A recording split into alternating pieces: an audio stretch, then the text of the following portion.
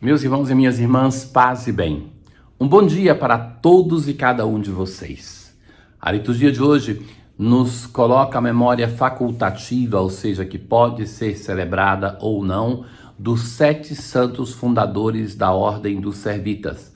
Eles eram comerciantes de Florença e então resolveram deixar a vida de comerciante e se dedicar a uma vida consagrada através da devoção a Nossa Senhora das Dores. E então nós vemos esses homens que se dedicam às coisas de Deus e nasce uma das ordens mendicantes, das ordens importantes da igreja. Hoje, na primeira leitura, nós vamos nos encontrar de novo com um texto de São Tiago. Meus irmãos, a fé que tendes em nosso Senhor Jesus Cristo glorificado não deve admitir acepção de pessoas. Se recorda que eu falei que este autor, ele se interessa muito pela realidade dos pobres, por aqueles que são sofredores. Então ele vai dizer assim que na vossa reunião, então está falando da celebração litúrgica, imaginemos que entra uma pessoa com anel de ouro e entra um pobre. Então, com a pessoa de anel de ouro, vocês pegam e dão toda a atenção. E ao pobre se diria, fique aí de pé, ou então, senta-te aqui no chão, aos meus pés. Não fizestes então discriminação entre vós? E não vos tornastes juízes com critérios injustos? E a conclusão, não escolheu Deus os pobres deste mundo para serem ricos na fé e herdeiros do reino que prometeu aos que o amam? Os pobres escolhidos para serem ricos da fé. Uma expressão muito forte, muito clara. Porque, na verdade, a riqueza produz a ilusão que a pessoa tem tudo, que pode prolongar a vida, que tem poder, a pessoa se torna arrogante. Então, ele vai dizer assim, não escolheu Deus os pobres deste mundo para serem ricos na fé? É esta riqueza, meus irmãos, que deve mover o nosso coração. A riqueza por causa do reino de Deus, a riqueza por causa dos valores do reino. E continua São Tiago, não são os ricos que vos oprimem e vos arrastam aos tribunais? Não são eles que blasfemam contra o nome glorioso invocado sobre Deus? Entretanto, se cumpris a lei régia, conforme a Escritura, amarás o teu próximo como a ti mesmo, estais agindo bem. Mas se fazeis acepção de pessoas, cometeis pecado e a lei vos acusa como transgressores. O apóstolo vai dizer assim, aqueles que muitas vezes são os bajulados, são aqueles que vos levam ao tribunal, que blasfemam, que não têm nenhuma consideração para com o irmão, mas que os pobres são escolhidos pelo Senhor para fazer uma experiência verdadeira de fé. Mas o centro da questão é o não fazer acepção, distinção de pessoas.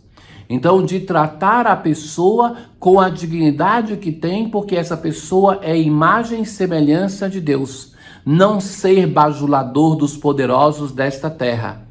Uma coisa que nós devemos nos cuidar, porque diante de cada irmão eu tenho ali a imagem de Deus, a habitação do Espírito Santo e como tal ele deve ser tratado. Assim, nós respondemos ao Senhor com esse salmo. Este infeliz gritou a Deus e foi ouvido. É na sua infelicidade, da sua fragilidade, da sua miséria e pobreza que ele clama, porque confia, não tem outra pessoa para quem esperar. A minha alma se gloria no Senhor, que ouçam os humildes e se alegrem. Aquilo que Maria vai cantar no Magnífica, que é a serva humilde que glorifica o Senhor. Nós conseguimos glorificar o nosso Deus somente na medida que nós reconheçamos a grandeza de Deus. E para reconhecer essa grandeza, eu tenho que ser humilde, tenho que ser pobre, tenho que ser pequeno. Todas as vezes que eu busquei, ele me ouviu e de todos os temores me livrou. Este infeliz gritou a Deus e foi ouvido, e o Senhor o libertou de toda angústia. Quando somos infelizes? Quando é que, de fato, nós estamos diante de Deus com o coração que sofre, com o coração que carrega o peso do sofrimento, da pobreza, da miséria, da fraqueza. Então, se nós temos um coração assim, um coração que se abre à dimensão da fé através da pobreza, nós vamos ter um coração agradecido a Deus e vamos ser também irmãos de todas as pessoas, independentemente da sua classe social.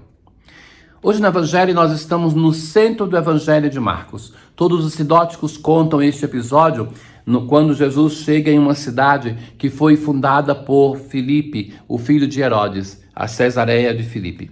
Ali então Jesus faz uma pergunta: quem dizem os homens que eu sou? Então os apóstolos vão dizer que as pessoas estão dizendo que Jesus é João Batista, Elias ou um dos profetas. Ou seja, as pessoas não conseguem ver a novidade de Jesus. Para eles, Jesus é a repetição do mesmo, aquilo que eles já conheceram nos outros profetas, aquilo que eles já viram. E agora Jesus pergunta aos discípulos: e vós, quem dizeis que eu sou? Pedro respondeu: tu és o Messias. A resposta do Evangelho de Mateus é mais completa: tu és o Cristo, o Filho do Deus vivo. E aqui nós não temos Jesus que vai elogiar Simão Pedro, mas Jesus logo proíbe severamente de falar a alguém a seu respeito. Então, Jesus não permite aos apóstolos de serem anunciadores, não deve falar a seu respeito. Então, para ser anunciador, eles precisam passar pelo mistério da paixão, morte e ressurreição.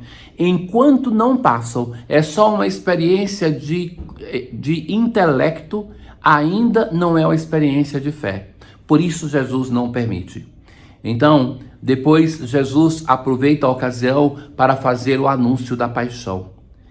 Em seguida começou a ensiná-los, dizendo que o Filho do Homem deve sofrer muito, ser rejeitado pelos anciãos, pelos sumos sacerdotes e doutores da lei, devia ser morto e ressuscitar depois de 3 dias. Ele dizia isso abertamente. Então, Jesus aproveita esta ocasião, que tem uma manifestação de fé incipiente de Pedro, em nome dos outros apóstolos de nossa igreja, mas que ainda falta o mistério pascal. Ainda falta para ele entender aquilo que ele está dizendo com a boca. E quantas vezes nós professamos a fé com a boca e não entendemos no profundo do nosso coração? Então Pedro, não aceitando isso, tomou Jesus à parte e começou a repreendê-lo. Assim é Simão Pedro, é transparente, não esconde aquilo que está no seu coração. Os outros apóstolos não o fazem, não é porque não pensam, mas é porque não tem coragem. E Pedro então faz, repreende Jesus. E Jesus então voltou-se, olhou para o discípulo e repreendeu a Pedro. Vai para longe de mim, Satanás. Tu não pensas como Deus, e sim como os homens. Mas, na verdade, a frase precisa que Jesus vai dizer é: coloca-te atrás de mim, Satanás. E Satanás não é demônio, mas é o opositor, é o advogado de acusação. A palavra hebraica assim quer dizer. Então Jesus está dizendo a Simão Pedro que, olha, para ser meu discípulo você deve me seguir. Não é eu que vou te seguir. Você se coloca atrás como discípulo. Você aprende porque somente com o mistério pascal, somente quando o Messias vai passar pela paixão, morte e ressurreição, que será possível que ele possa crer. Antes disso, não tem uma experiência verdadeira de fé, conhece somente o Messias de um nível conceitual e, por isso, então, eles não podem sair para anunciar. Hoje, como lhe dizia, nós celebramos os santos fundadores dos Servitas. E na aclamação ao Evangelho, assim dizemos: Senhor, tuas palavras são espírito, são vida. Só tu tens palavras de vida eterna. As palavras de Pedro não são as palavras de vida eterna, mas é a palavra de Jesus, que anuncia o seu mistério pascal para preparar os discípulos que são portadoras de vida eterna. E nós assim rezamos na coleta de hoje.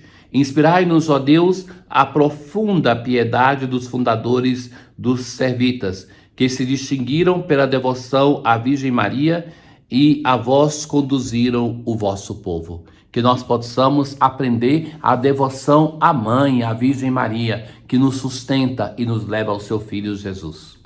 O Senhor esteja convosco, Ele está no meio de nós. Abençoe-vos o Deus Todo-Poderoso, o Pai, o Filho e o Espírito Santo. Paz.